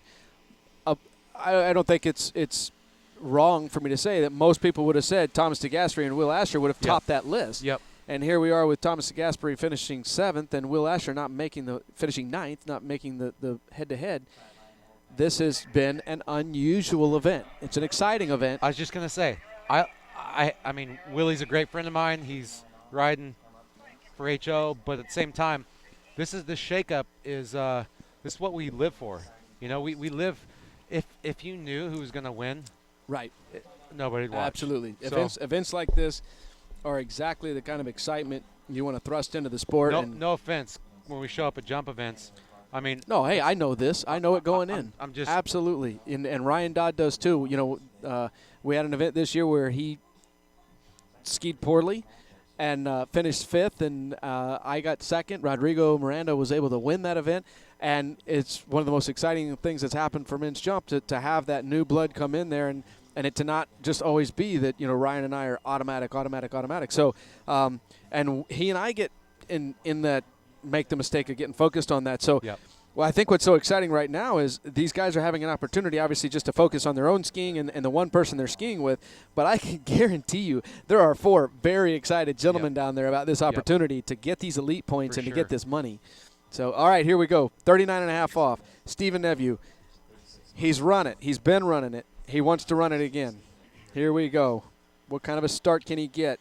A little slow, but he's going to get 2, nailed 2. Nice 2. Wow. Head dipped 3, but he's going to get a big 4 right there. He's putting the pressure on Parsons. It. Nice job. That was better than 38 off. That was better than his 38 off. Yeah. This young man, look at the smile on his face. He is he's feeling good. Now he knows that Nick Parsons did run it yesterday in the 2nd round, but Nick ran 3 in the 1st round. And the 1st round today ran 3.5 or 4. I don't think he got back, so I think they technically gave him 3.5. But, again, I don't really want to overstate that because he needed to get a piece of 4, and he got his piece of 4. So I don't think his goal was to go out and try and run it. So, I'm not connected to the cloud. I don't have a computer in front of me, but I do know that the event that Nick won in 2007, the Princess ProAm, was the head-to-head event. So I know he's confident in head-to-head situations. Even if he's not skiing where he wants to be skiing right now, he's must be confident coming off that 2:41 yesterday, and I think he's going to try to ski his game right now. He knows he can run this. He's just got to get a good start, keep the rhythm going, and put it together right Well, here. and he knows of these 2 gentlemen, he has the highest score of the weekend between these 2. Yep. Stephen ran 1.25, I think, at 41, 1.5, and Nick got the full 2. So he knows he can do it, but he's got to get through this pass to have a shot. Did not have a good gate or a 1, but he's – oh, man. Oh, no. 1.5. Good skiing for Nick Parsons. He can do no worse than 4th place. Congratulations, Nick. And hats off to Stephen Neveu. So, unbelievable. Stephen is advancing. And to your point, Freddie, earlier, we are going to have potentially a new winner. Somebody who's never won an event. Yeah, there went our only opportunity for a guy to add to his win total in that Nick Parsons. I mean, without Freddie and Nate here, I hate to say this is kind of a changing of the guard, but we've got 3 newbies in this final position coming up, and that's Well, and it is this is a correct craft event, and I think it's important to recognize that the U.S. Masters, a correct craft event, they look at the elite standings list, and I believe for the men's slalom skiers, they take the top 8 men from the year-end final elite standings list to the U.S. Masters. Yep. These 4 guys right here, a top 4 finish helps considerably. Oh yeah. If you win a tournament, it's an automatic invite. This is one of those tournaments. So whoever wins, even if he's got nothing else to back up all year and doesn't do anything the rest of the year, he's guaranteed to be invited to the U.S. Masters next year. So these guys, I mean, again, it's hard to overstate the importance of every buoy right now. And Nick has right now, he's out in terms of going to that championship round, but right now there's a big difference between, say, 3rd place points and 4th place points. He's going to want to keep his eye on Daniel and Joel, but he has left the proverbial door wide open for those guys to come in, and even if they don't move on to the championship round, move ahead of Nick, getting a 3rd place points, which is, again, I believe the total cash prize here this weekend is $20,000. So that could be a pretty big difference. It is. I can actually. My first senior real Masters I got to ski, I got in by winning an event. There you go. I did not have enough points to make it that year, and I ended up winning the Moomba. So I know that I don't know what the point standings look like currently at the end of the year for next year, but I know Steven hasn't had maybe the best season. You had that list earlier with their past results. It's on my paperwork in my backpack, unfortunately. But what I can tell you is it's a 52-point difference from 4th to 3rd. 52 points. And in a race where you will see guys in that 7th, 8th, 9th, 10th spot be separated by 10 points, 15 points, 20 points. It could be a deciding factor. What I'm saying is this is an opportunity for guys to leapfrog up further if this is their – I mean, obviously this is going to be probably for most of these guys their highest score thus far in the year, but it's especially got the guys at the top like Nate and Freddie and Willie not getting points. Right. Nate and Freddie are hurt. And those guys have, I think, points from earlier in the year where they're fine. But okay, 35 off. Daniel Edvarco. We've got Daniel and Joel. And I'll tell you what, Daniel Edvarco is I don't want to call him a dark horse in this, but he's a guy that has skied those. I mean, again, yesterday he and Brian Dietrich and Jason McClintock are the only 3 guys so far to get to run 3 at 41. Daniel Edvarco is one of those guys. This is a guy that in these pro events, I think of our remaining guys, we've seen him get to 3 ball at 41 more often than these other guys. But unfortunately, we've also seen him do like he did yesterday, run 3 at 39. Yep. This morning, 5 at 39. You know, you can't get to 3 ball at 41 if you don't get through that 39.5 off pass. So, I know he's frustrated about that first round score and feels very fortunate to advance and Thomas be struggling with that like he did. I'm sure he was surprised to see Thomas not rise to that challenge. I think so, yeah, because Thomas has done it so many times. Yeah, he feels like he's very fortunate at the moment to be skiing. Okay, so here we go. Joel Howley back on the water. This will be his 35 off opening pass of the Final Four, skiing against Daniel Edvarco. Daniel's already through. Daniel was the number 6 seed. Joel the number 7, so that gave Daniel the option to choose either order in which they ski or choose boat and driver. I believe that we saw with Daniel going first, he decided to use that for his choice. And we see Joel choosing the red Nautique. Whoa. That was weird. So for our folks at home, that obviously you see that Joel's in the water there. What you may not be able to see is that for whatever reason, when they whipped him out, he didn't turn the corner and ski over by Daniel, he kind of came to rest in the middle of the course almost, and they're going to have to put him on the back of the boat and idle him Out of the way. out of the way so that Daniel can get back in the water, as we just saw him slip in, and they'll bring him around and line him up. But I think, Joel's out of the way now, and they're going to come right back as we watch the replay there of Joel's run. So starting at 35 off, we're going to bring him back in now at 38 off, 11 and a quarter meters, 11 and a half meters, 11 and a quarter meters, thank you. And again, nothing's a given. We do expect these guys to roll right through this pass. They've gotten warmed up and they've been running it, but they gotta do it. Nice 2-ball. Little hiccup there at 4. That was not. Gets through it though. He can manage that. It's 38 off.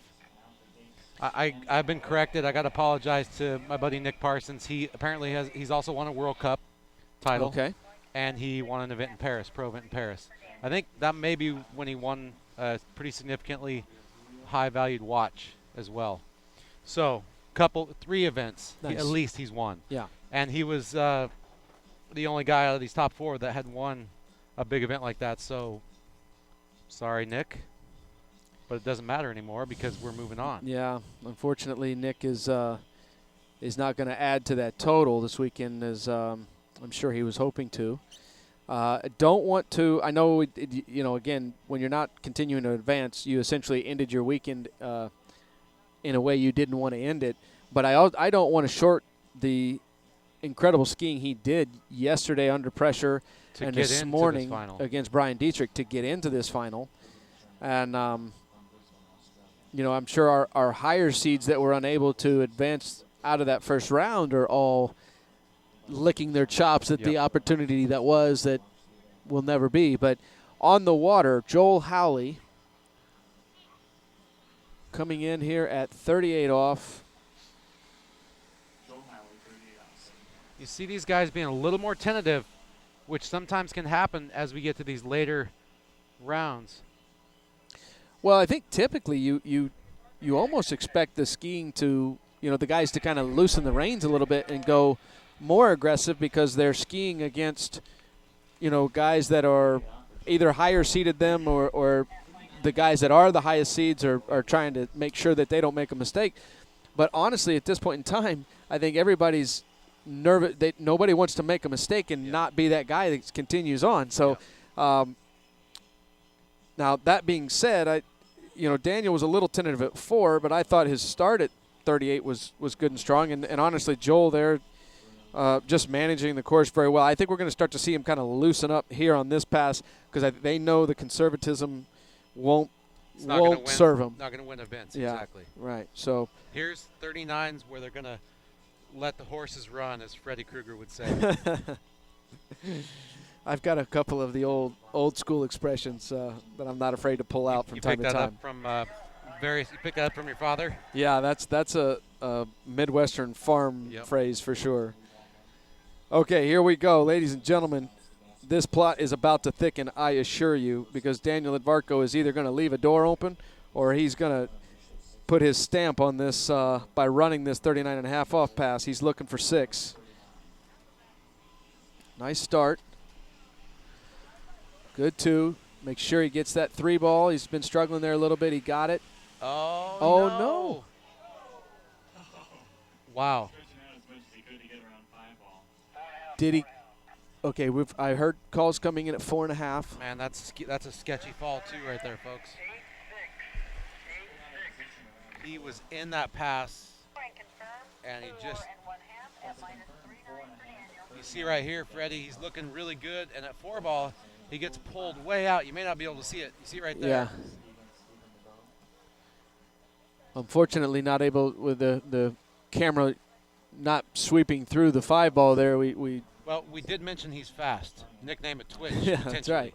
So he's a little too quick for the camera. There you go. Exactly. Outran the camera. But we did see with that vantage point as he turned 4, hard to see exactly what went wrong, but we could see that The he handle did was- get, as you said, has a tendency to ski with the handle a little further away from his body. And for our viewers at home, when you create that separation, it's easier for then more separation like he Yep. just experienced there at 4-ball occur. Now, that being said, Daniel Varco ran 5 at 39 in the first round, and that was enough to progress. Yep. He's run 4.5 at 39.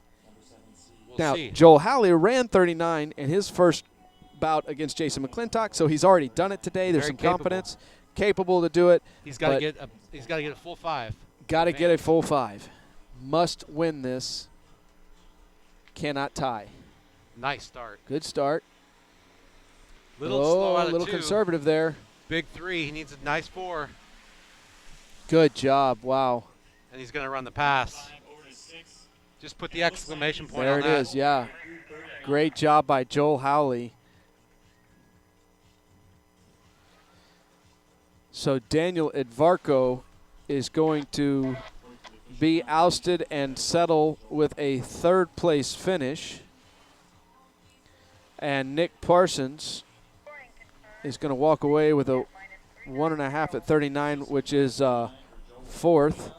Now, again, I think there's going to be a real frustration out of both Nick and Daniel to be eliminated in this round of 4.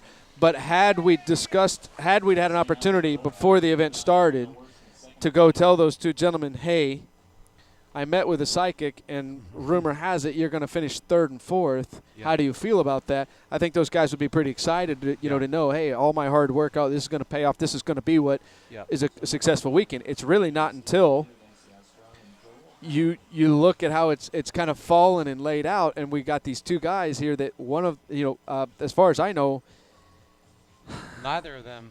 I don't know if either one of them has ever – no, I know neither one of them has ever won a professional tournament. I feel pretty confident in saying that. But I'm not sure either one of them has finished second. Now, I'm not sure. Don't quote me on that. I'm not a historian of this sport. But let's just go without saying that this is going to be a weekend for these guys to remember. They're going to be really excited about it. And this is going to be one heck of a final pairing here. Sensational. So I'm actually going to look it up right now, if I can, and see what we see for. this is where if we were working for the NFL, we would have a We would have team all that. of young people on a like interns over there on their laptops just Yes. feeding us with information like this. And instead, we just end up here and guess and hopefully I can don't tell sound you too foolish. at Been the corrected moment, more than once this weekend, actually. Steven was in 9th place in the elite rankings list, so he will potentially move up. He's Oh, he will 50 move up. points behind Corey Vaughn, who's in 7th. So he's definitely going to gain on Daniel, Corey, but Joel Howley is up in 5th. So there, if we look at that again, I said it was going to be roughly, I said 20 points, 10, 20, 30 points between the places. So if we look at that, 10th is Jonathan at 375, 50 points. It's 48 points between 10th and 7th. Yep. And these guys, these two young men right here, they're going to vault up that Yes. that list. They're going to have more points than they currently have total right now. Yep. That's what is about to happen. These guys are going to vault to the top of this list. And so regardless, both of these guys have had great weekends. Here we go, 35 off. Stephen Neveu, one of the most exciting finals I've ever been a part of.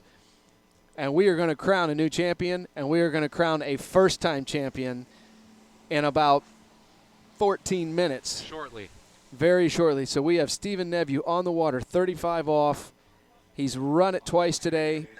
He's run it 4 times already this weekend, and he's run it again.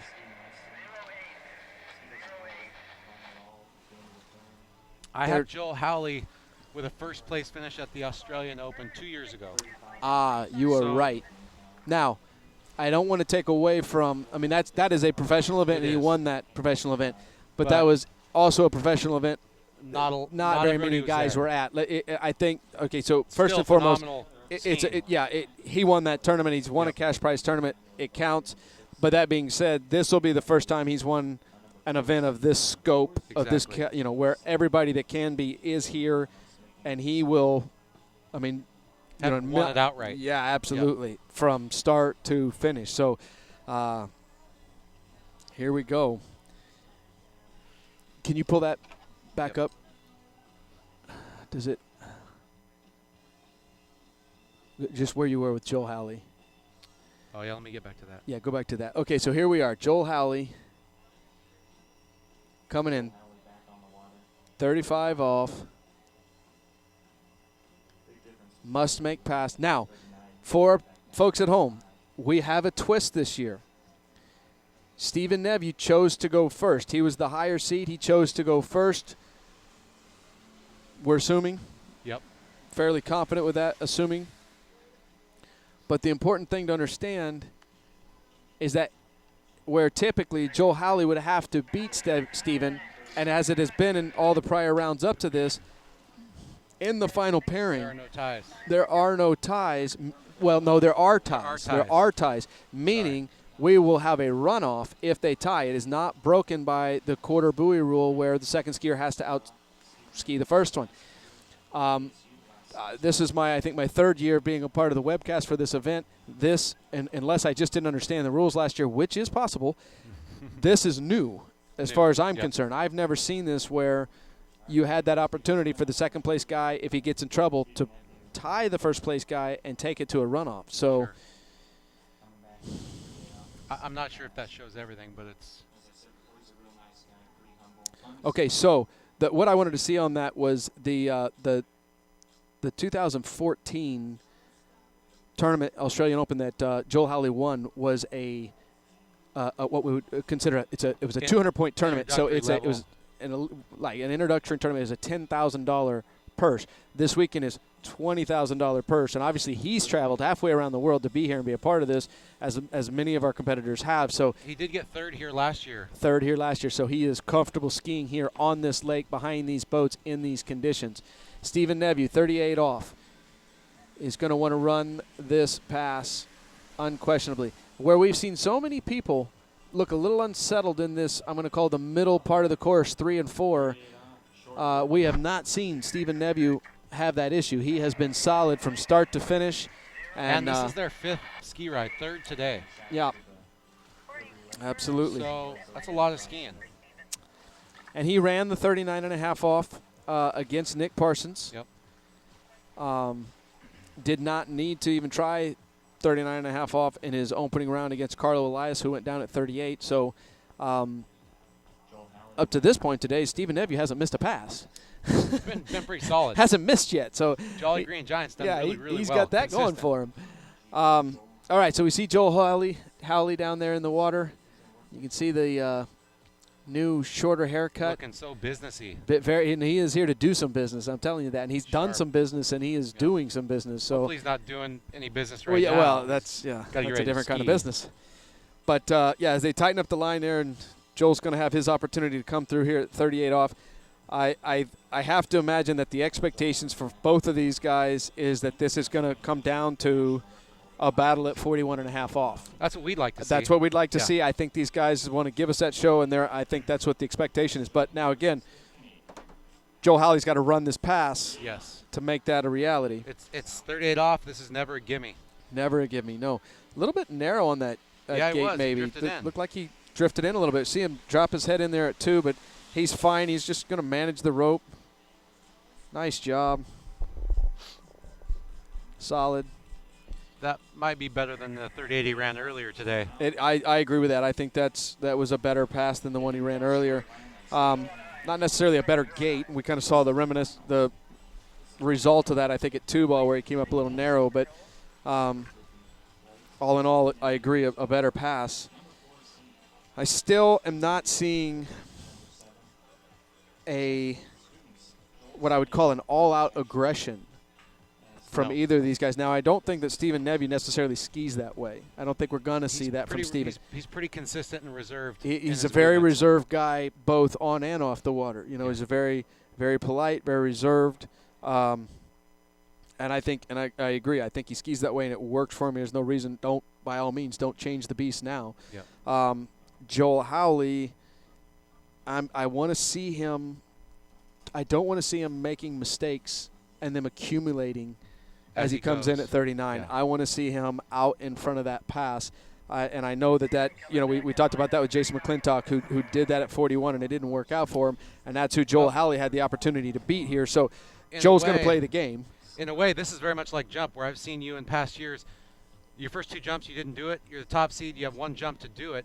You have to forget about everything else, and you have to just go out and lay it all on the line. And that's what Steven's going to do right here. Right here. At 39 Absolutely. and a half off. Doesn't matter how many times he's run it this weekend. The only one that matters right now is this one.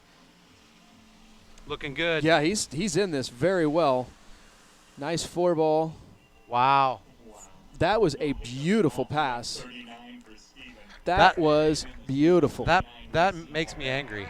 That makes me really angry. That guy made it look so easy. That was better than his 38 off, to be completely honest with you. That's frustrating. It's so easy. Wow, I can tell you right now, that's a very excited young man because he's excited about where he is. He's excited about how he skied. He's excited that he's putting the pressure on Joel Halley. He's excited about the opportunity that he's put there. But this is a young man that I've had an opportunity to talk with, and like many of the skiers that we've talked about this past weekend, knows as we do that he's got the potential to be here. But when we started this day, I made the comment that for a lot of these young guys, it's going to be not about can you ski the score that it's going to take to win. It's can you do it from round to round. And Stephen Neveu is proving I can do it. He is now rising to the occasion, and he's skiing consistently enough to knock pretty much everybody off except for one guy, Joel Halley. Absolutely. And again, Stephen's had some great finishes this year. Yes. And this, regardless of how he finishes this weekend, he is going to really move himself up that elite list. Here we go, folks. Joel Halley must run the past. He has. He knows he can. He's got to do it now. He's got the 1 ball to do it. Nice 1. I want to see that 2 ball. A little slow out of 2. Oh, and that's it. No. Unbelievable. Oh, man. 2.5. That's for unfortunate Joel. for Joel. It's not what he wanted or what we wanted to see, but man, he looked good. He just was a little slow. You see here on the replay, out of 2 ball, you're going to see him kind of hesitate a little bit. Well, he got off 1 nice, and what we've been seeing is when guys get off early, they tend to maybe come up a little narrow. Yep. I don't know if that was narrow, but he had to wait for the line there. And I think he overreacted in terms of how aggressive of a 3 he needed here. Look how far he's leaning in, still so wide up on the boat. Yep. And the boat just wasn't in the right place to pick him up out of that. Yeah, he started moving in with that upper body like we talked about, and it ended up eating him up. Yeah. So Stephen Neveu is down there. He has won this tournament, ladies and gentlemen. This is done. He's going to lay it all out here. It's 41 off. He's got really nothing to prove. He's already won the event. Bonus. I just got a text from Matt Reaney, basically very excited that Stephen Neveu, who's, his student, I don't know if you say protege, but someone that he has put a lot of time and energy in, is in this position. He's very excited. Okay, so here we go. This is Stephen Neveu. He has won it. This is all just gravy, folks. We're going to see if Stephen can give us a show and move on down this. The biggest score this weekend has been 3. I want to see him get to 4. One-handed gate. No, it's hard to go out and do it when you already won. Here we go. He's not excited, is he? No, I'll tell you one person who is excited, or one group, is his family back up in Canada. His dad is a huge fan of water skiing, a huge proponent for water skiing, a huge supporter of water skiing, and I can guarantee you there will be an emotional conversation later between, mom and dad and Junior there, as we see Whitney McClintock catching the moment on film there. And it's cool to see him he's been close in the past, big events, world championships and whatnot, but to see him do this today, that's pretty unbelievable, and it's a really cool success story. Ladies and gentlemen, thank you for tuning in.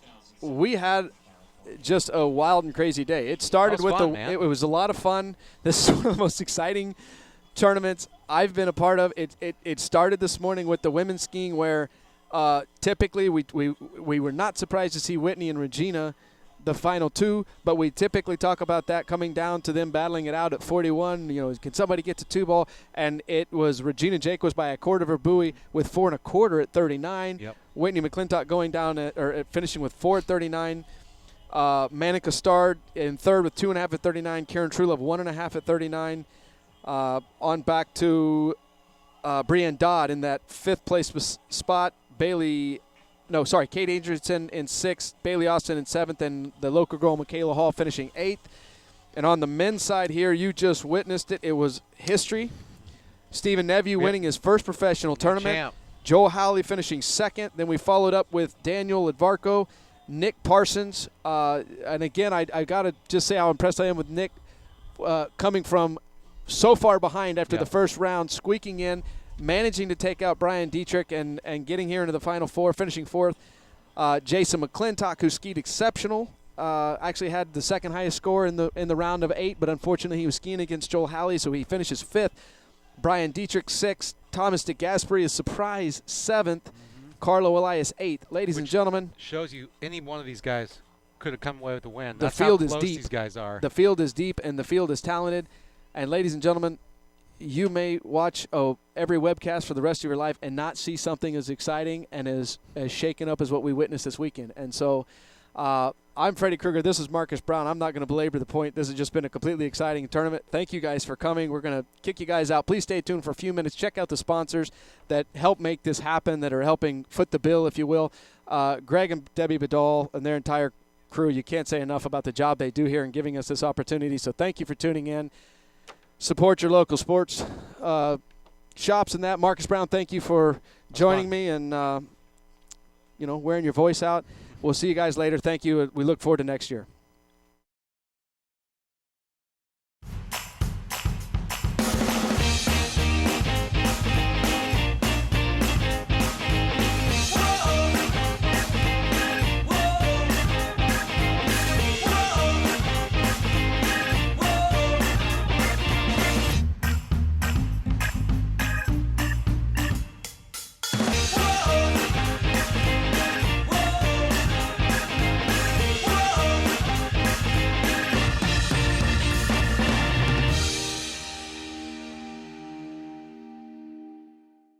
What does it take to go further? It takes a drive few possess, a commitment few can match, and a history to back it all up. We test for every open throttle, every all-day excursion. Nothing is left to chance. So when the water beckons, you can answer with confidence. We are GM Marine.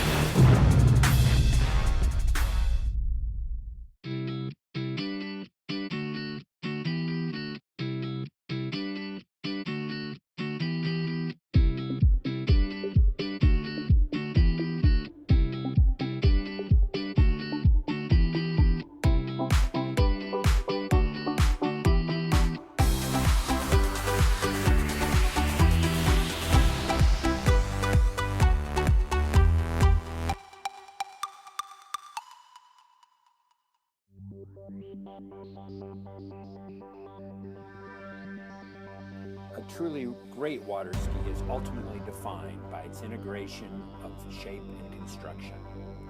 Developing a flex tail with a new length to width ratio launched one of our most significant design and engineering efforts to date.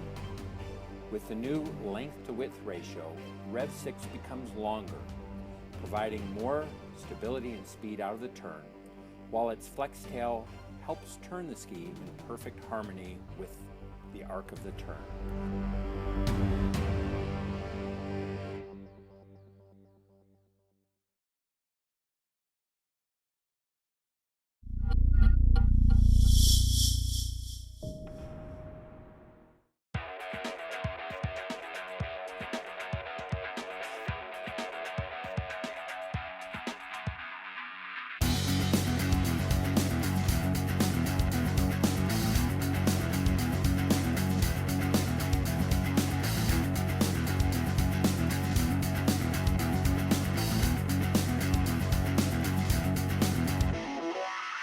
every corner of the globe, the Ski Nautique 200 Open Bow is put on a pedestal, celebrated by hardcore water skiers and connoisseurs alike. Bridging world record capabilities with maximized space that takes the next generation along, this boat builds a legacy that will continue to pass on a tradition on the water.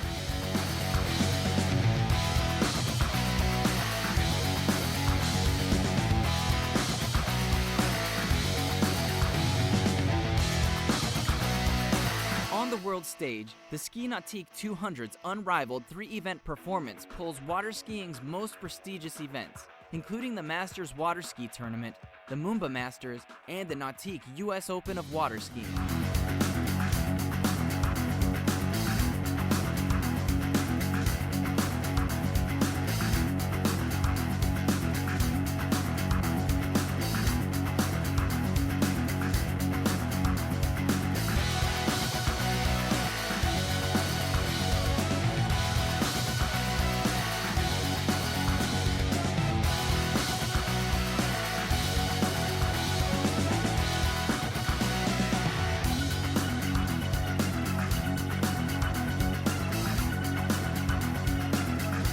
The Ski Nautique features custom-tailored storage compartments for all of your gear and the extra room to share your passion in first-class comfort. Our all-new helm seat puts you in control with racing-inspired styling while maintaining the luxury and comfort you expect in a Nautique.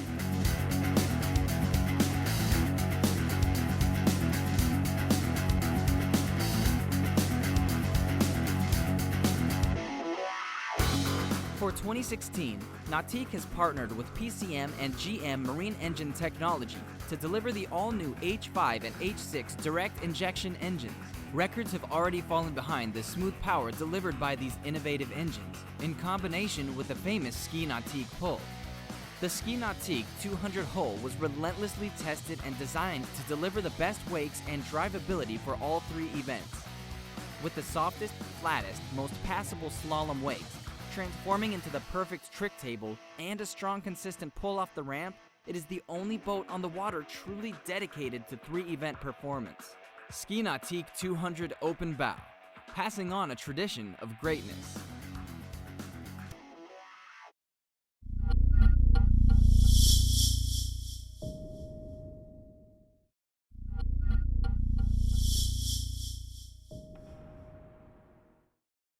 Rooted in legendary Nautique ancestry, the Ski Nautique 200 Closed Bow is in a class of its own with a worldwide reputation for being the ultimate ski boat. A 3-event masterpiece, 19 world records have proven that when it's time to break boundaries, there is only one choice. The interior of the Ski Nautique offers more storage space than anything in its class, with elegant styling and comfort that pulls you in during the rare moments this boat doesn't have you on the edge of your ski. The all-new helm seat adds to the experience with a racing-inspired design for your perfect fit in a boat that screams ultimate performance.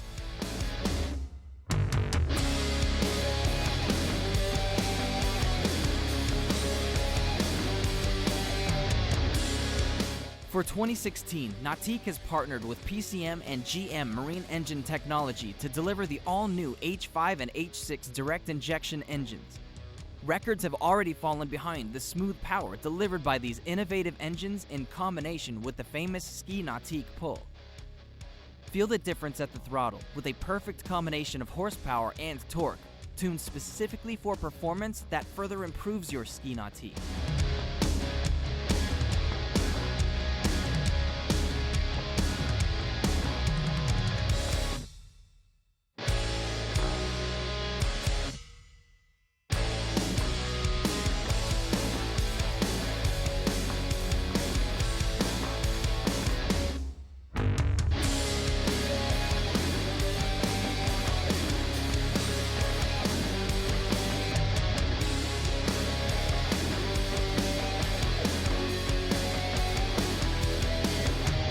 On the world stage, the Ski Nautique 200's unrivaled 3-event performance pulls water skiing's most prestigious events, including the Masters Water Ski Tournament, the Moomba Masters, and the Nautique US Open of Water Skiing.